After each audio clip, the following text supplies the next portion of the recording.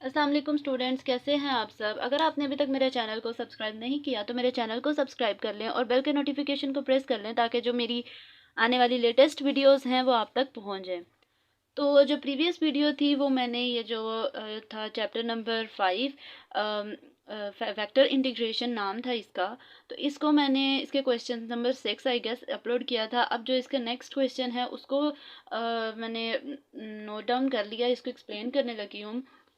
तो वो कहता है कि क्वेश्चन पढ़ लेते हैं। क्वेश्चन नंबर 7 कहता है find the total work done in moving a particle in a force field given by F. एक फोर्स दे दी हुई है उसने अलोंग द कर्व। अब उसने क्या कहा है, ये किसी कर्व के अलोंग कोई फोर्स दे दी है और उसने कहा है वर्क डन फाइंड आउट करो, जिसमें उसने एक्स की वैल्यू क्या दी है t² + 1 और वाई की वैल्यू क्या दी है 2t²।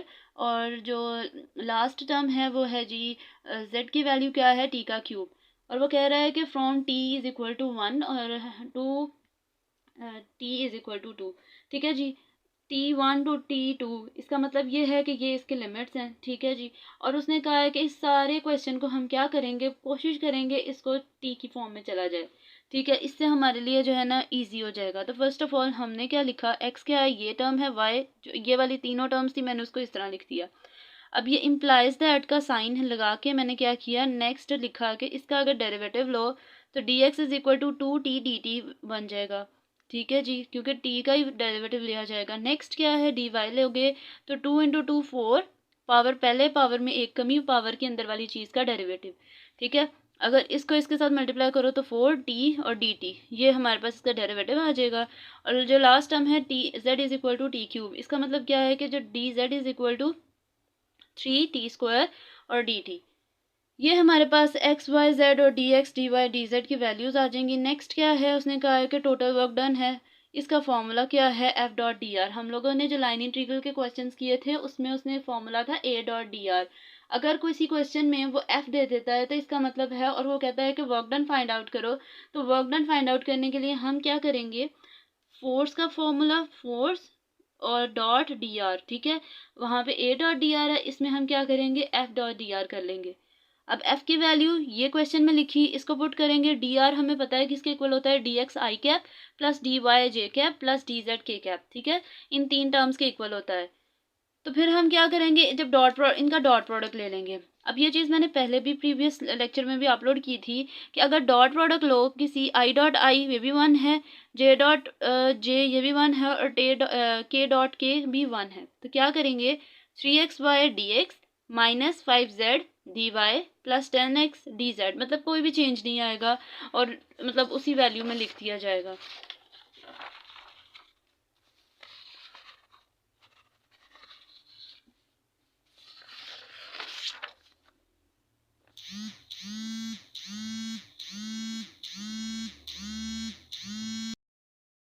नेक्स्ट हम क्या करेंगे, हम लोगों ने मल्टीप्लाई करके जो वैल्यू लिखनी थी वो ये लिख ली है। ठीक है जी, नेक्स्ट क्या करेंगे, putting the values of X Y Z and D X D Y D Z. ठीक है, जो हम लोगों ने, मैं एक दफ़ा फिर से दिखा देती हूँ, जो हम लोगों ने ये फाइंड आउट किया ना, इसको अब दोबारा से हम क्या करेंगे, इसको हम पुट करेंगे किस में, जो हमारे पास F.dr आ गया।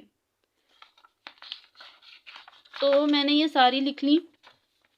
ठीक है, अब लिखने के बाद सिंपल क्या हो रहा है, मल्टीप्लाई कर रही हूँ मैं। मल्टीप्लाई करने से और सिंप्लीफाई करने से ये कुछ इस तरीके से टर्म आ गई और लिमिट 1 से 2 उसने पहले ही बता दिया हुआ है।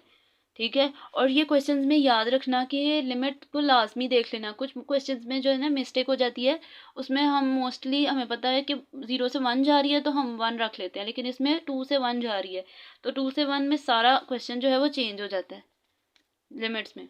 नेक्स्ट क्या करेंगे, इस 12 को भी अंदर मल्टीप्लाई कर देंगे। करने के बाद हमारे पास t⁵ एक दफ़ा है, क्यूब एक दफ़ा है, फोर एक दफ़ा है, क्यूब भी एक दफ़ा है, नहीं 4 2 दफ़ा है और स्क्वायर एक दफ़ा है। तो हम इसको क्या करेंगे, सिर्फ ये सेम है तो इसमें हम क्या करेंगे, +10 - 20 10 आ जाएगा, +10 t⁴ आ जाएगा। तो ये हमारे पास सारा इसका जो सोल्यूशन है फाइनल वो आ जाएगा। नेक्स्ट स्टेप क्या है, नेक्स्ट स्टेप वही है जो सिंपल इंटीग्रेशन होती है, मतलब हम लोग जो एफएससी लेवल पे करते आए हैं उस तरीके से इंटीग्रेशन है। तो इंटीग्रेशन में वो क्या कह रहा है कि अब हमारे पास, अब हमारे इंटीग्रेशन में वो क्या कह रहा है कि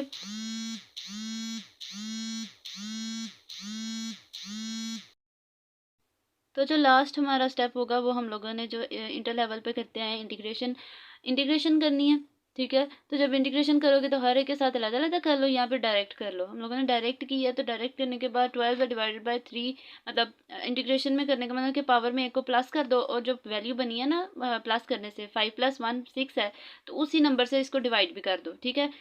सारे में मतलब पूरे जो क्वेश्चन है इसमें होल पे ऐसे ही हुआ है, ठीक है। तो हम ऐसा करेंगे कि हम मतलब बाकियों को भी इस तरीके से लिख लेंगे, जहाँ पे कटिंग होती है कटिंग कर लो, और जो लिमिट है हमारे पास 1 से 2 इस तरह आ जाएगी, ठीक है। फिर हम क्या करेंगे, हम ना इसकी वैल्यू पुट करेंगे, मतलब जो हमारे पास लिमिट आई थी ना उसमें हम लोग उसकी वैल्यूज़ को पुट करेंगे, और देखेंगे कि हमारा जो फाइनल आंसर है वो कुछ मतलब वो किस तरह से आ रहा है। तो हम लोगों ने इसकी फ़ाइनल क्या की, 2⁻6 - 1⁻6, ठीक है। ऐसे एक वैल्यू लिख दी, मतलब पहले वाले में लिमिट 6, मतलब 2⁻6 - 1⁻6। नेक्स्ट क्या आएगा, +2⁻5। ये ऐसे हम लोगों ने उन पूरी टर्म्स के अंदर वैल्यूज़ पुट की। वैल्यूज़ पुट करने के बाद हम लोगों ने 2⁻6 लो तो 64 आता है, -1 कर दो तो 63 आता है। 2⁻5 ले लो तो क्या आता है, 32 आता है, और -1 कर दो तो 31 आ गया। 2⁻4 क्या है, 16 है, 16 - 1 15, and the last term is 2 का क्यूब ले लो तो 8 - 1, 8 - 1 क्या आएगा, 7। तो फिर हम क्या करेंगे, जो बाहर वाली टर्म है उसको अंदर मल्टीप्लाई कर देंगे, मल्टीप्लाई करने के बाद प्लस कर देंगे, और प्लस करने के बाद जो हमारा फाइनल आंसर है वो है जी 303, और यही हमारा आंसर है। तो ये था क्वेश्चन नंबर 7। अब हम मूव कर रहे हैं नेक्स्ट क्वेश्चन नंबर 8 पे। क्वेश्चन नंबर 8 भी सिंपल ही है, मतलब बहुत ज़्यादा कोई कॉम्प्लिकेटेड नहीं है। तो हम क्या करेंगे, क्वेश्चन नंबर 8 में फोर्स दी हुई है वगैरह, इवेलुएट करो for F.dr where C is the curve in the XY plane. कह रहा है कि सी कोई सा भी कर्व है, किसी XY प्लेन की बात कर रहा है, Z प्लेन की बात नहीं कर रहा, ठीक है।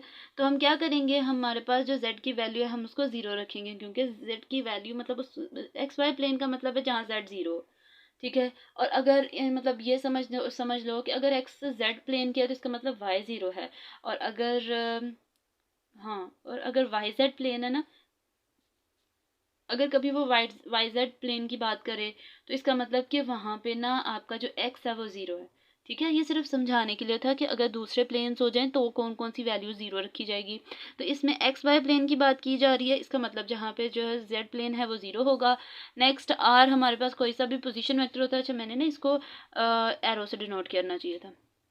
तो अगर डी आर लोगे तो वो किस तरह, मतलब हम लोगों ने जब प्रीवियस वीडियो में किया, प्रीवियस क्वेश्चंस में हमने क्या किया, +DZ के कैप भी था। तो इसमें जहाँ पे उसने Z नहीं आ रहा तो इसका मतलब नेक्स्ट प्लेन भी कैंसिल आउट हो गया।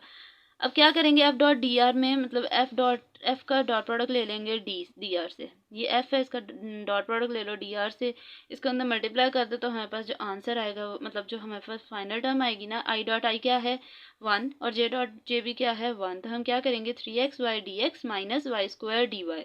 ये हमारे पास फाइनल जो हमने जिसकी इंटीग्रेशन करनी है वो हमारे पास जो टर्म आई है वो कुछ इस तरीके से आई है, हाँ जी। और अब जो इसका मैं नेक्स्ट स्टेप लूँगी वो मैंने मेरे ख्याल में इस पेज पे नहीं है, यहाँ पे, हाँ जी यहाँ पे।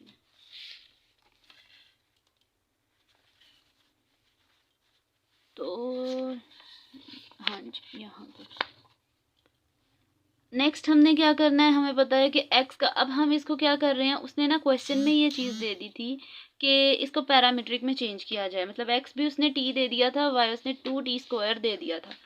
तो हम लोगों ने इसको कोशिश करनी है इसको उसी फॉर्म में लेकर जाया जाए। तो फिर हम क्या करेंगे, x और y दिया हुआ है तो dx dy फाइंड आउट करेंगे, जब इसके डेरिवेटिव फाइंड आउट कर लेंगे तो वो भी नोट डाउन कर लेंगे। नेक्स्ट स्टेप क्या है कि हमें पता है लिमिट t 0 से 1 है, ये क्वेश्चन में ही रिटर्न है।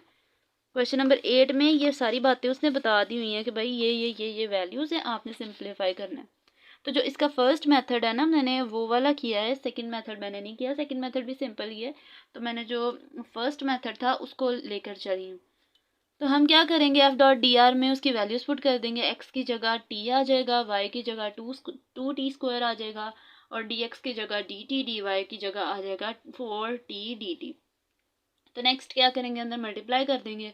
मल्टीप्लाई करने के बाद जो हमारे पास फाइनल इंटीग्रेशन वाली टर्म आएगी वो आएगी 6t का क्यूब, ये वाली टर्म है जी, ये 6t³ dt माइनस 16 t की पावर 5 dt। तो हम जब इसके इंटीग्रेशन लेंगे तो कुछ इस तरीके से आएगी। और नेक्स्ट स्टेप क्या करेंगे, कटिंग कर देंगे, जो जो चीज़ कैंसिल आउट होती है उसको पहले ही कैंसिल। अच्छा, ये मैथ्स में ना जब आप हायर क्लासेस में जाते हो या फिर आप छोटे लेवल पे भी हो, तो आप कोशिश करो कि जो जो चीज़ कैंसिल आउट होती जाती है ना उसको काटते जाओ। जब आप वो चीज़ों को काटते जाओगे और सिंप्लीफाई मतलब क्वेश्चन को शॉर्ट मतलब इन शॉर्ट ईजीएस्ट फॉर्म में करते जाओगे ना, इजी करने के लिए उसको कटिंग कर दोगे या पहले ही चीज़ों को काट दोगे तो आपका जो आंसर है वो जल्दी आ जाता है।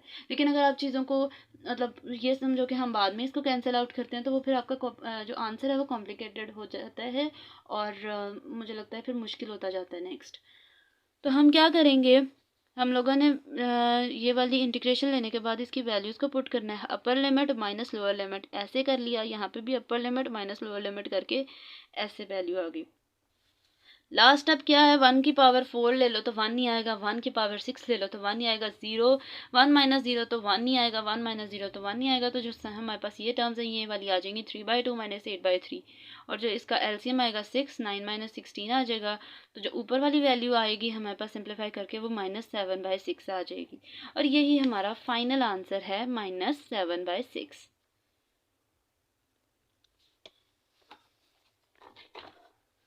अच्छा, ये इसके बाद ना इस क्वेश्चन मतलब आप ये आंसर देखें, मैं एक लाइन पढ़ने लगी हूँ। वो कहता है नोट दैट, लास्ट पे ना एक नोट लिखा हुआ है, वो कह रहा है note that if the curve were traversed in the opposite sense. कहता है अगर आप इस कर्व को ऑपोजिट साइड में ले लो ना तो जो आपका वैल्यू होगी वो पॉजिटिव हो जाएगी। अभी मतलब ये है कि अगर आप इसको पॉजिटिव में लेकर जाओगे तो आपका माइनस साइन ख़त्म हो जाएगा, बस ये कहने की कोशिश कर रहे हैं, ज़्यादा कोई मुश्किल बात नहीं है।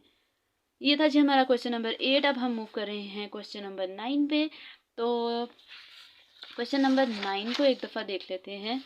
क्वेश्चन नंबर 9 में वो क्या कहता है, ये भी question same as it is है। और अच्छा, मुझे ना ये क्वेश्चंस करने में थोड़ा टाइम लग रहा है, मतलब इनको सिंप्लीफाई करने में, इनको मतलब एक एक पॉइंट को समझ के ही जाहिर सी बात है समझाना पड़ता है। तो ये है कि थोड़ा ना मतलब अभी मैंने सिर्फ 3 क्वेश्चंस आई गेस हुए हैं इसी वीडियो में, सिर्फ 3 ही क्वेश्चंस को मैं अपलोड करूँगी, बाकी इंशाल्लाह नेक्स्ट वीडियोस बनती जाएंगी और मैं अपलोड करती जाऊँगी। तो वो कहता है find the work done in moving a particle once around a circle C in the X Y plane if the circle has centre at the origin and radius 3 and if the force field is give. ठीक है, मतलब हम लोगों को वो कह रहा है कि इसमें भी वो एक्स वाई प्लेन की ही बात कर रहा है, इसमें भी वो यही कह रहा है कि वर्क डन फाइंड आउट करना है किसी मूविंग पार्टिकल का, किसके अलॉन्ग, किसी सर्कल के अलॉन्ग। ये चीज़ समझने वाली है कि सर्कल जो होता है वो 2 डायमेंशन होता है। ठीक है, सर्कल 2 डायमेंशन है, लेकिन उसने बाद में ये भी बता दिया कि कोई किस डायमेंशन में है।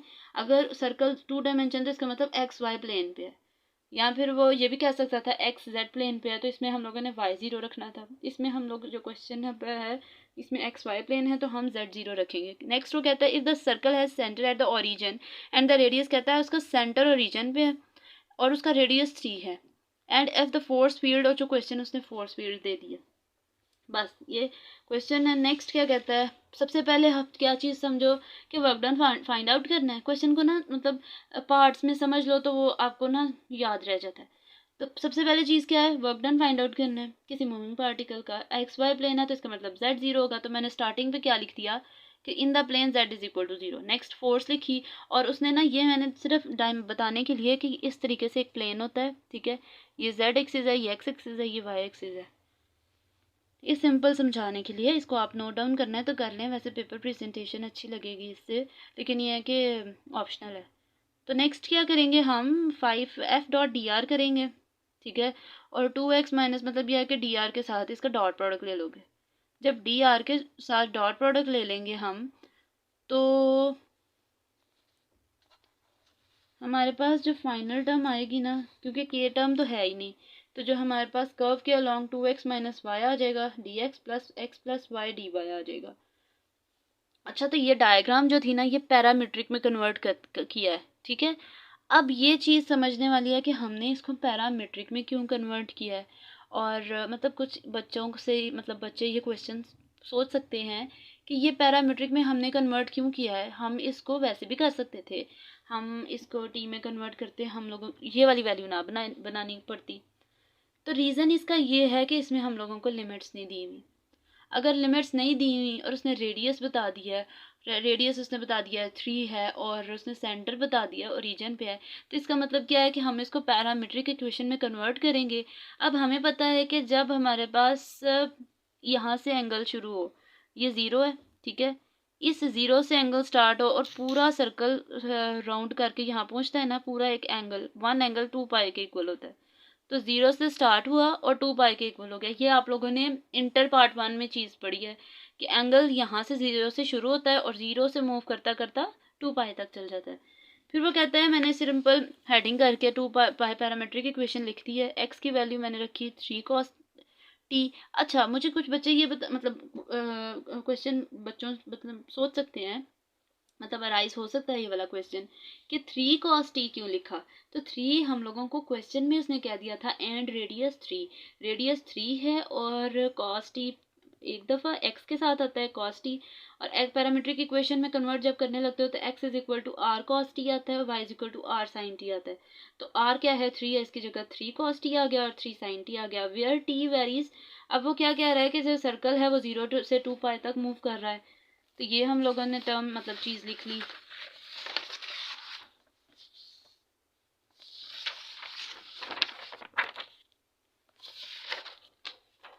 तो जी नेक्स्ट हमने क्या किया, हम लोगों ने ना, अच्छा मैंने यहाँ से ना थोड़ा सा डायरेक्ट किया है, बिल्कुल थोड़ा सा माइनर सा, तो आप इसको ना सॉल्व कर लीजिएगा, लेकिन ऐसे भी लिखना है तो ऐसे भी कर लें। तो जब मैंने इंटीग्रेशन में लिखा t0 to 2 पाई, वैल्यू लिखी यहाँ पे, x की जगह y की जगह, x की जगह y की जगह, dx की जगह dt आ गया, ठीक है।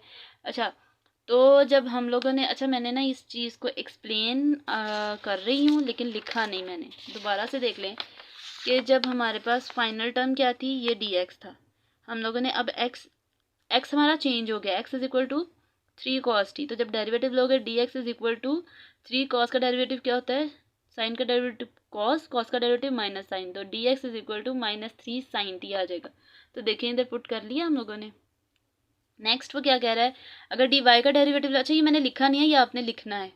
वाई का डेरिवेटिव क्या है 3 sin t, तो साइन का डेरिवेटिव cos होता है, तो क्या आ जाएगा 3 cos t आ जाएगा डी वाई।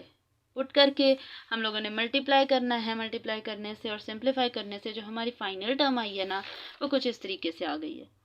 अब इस तरीके से आ गया तो जब इसकी इंटीग्रेशन लोगे तो साइन का डेरिवेटिव आगे है तो पावर में पावर इसका स्क्वायर बन जाता है, साइन का डेरिवेटिव आगे है तो साइन स्क्वायर आ जाएगा, और इसी से जो है ना मतलब इस अगर इसका डेरिवेटिव आगे है तो इसका मतलब पावर में एक प्लस कर दो और इसी से डिवाइड कर दो। दोबारा सुन लें, अगर साइन है इसका डेरिवेटिव आगे है, साइन का डेरिवेटिव क्या होता है कॉस, तो साइन का डेरिवेटिव आगे है, इसका मतलब क्या है कि पावर क्या है इसकी 1 है, तो इसमें +1 कर दो, उसी से डिवाइड कर दो 2। इंटीग्रेशन करने के बाद 2 पाई पहले पुट कर दो, जब 2 पाई पुट करोगे 0 से तो कुछ नहीं होगा, साइन 0 मुझे लगता है 0 आता ही है, ये मुझे कंफर्म नहीं है, आप कैलकुलेटर पे करके देख लेना। तो जब हम इसमें पुट करेंगे 9 × 2 पाई क्या आ जाएगा 18 पाई, ठीक है, और यही हमारा आंसर है। आप ना वैल्यूज़ पुट करके देख लेना, 2 पाई भी पुट करना कैलकुलेटर पे और 0 भी पुट करना। ये थी जी आज की मेरी वीडियो, होपफुली आपको मेरी वीडियो अच्छी लगी होगी। अगर आपको मेरी वीडियो अच्छी लगे तो लाइक कर दें और सब्सक्राइब करना मत भूलिएगा। तो तब तक के लिए अल्लाह हाफिज़।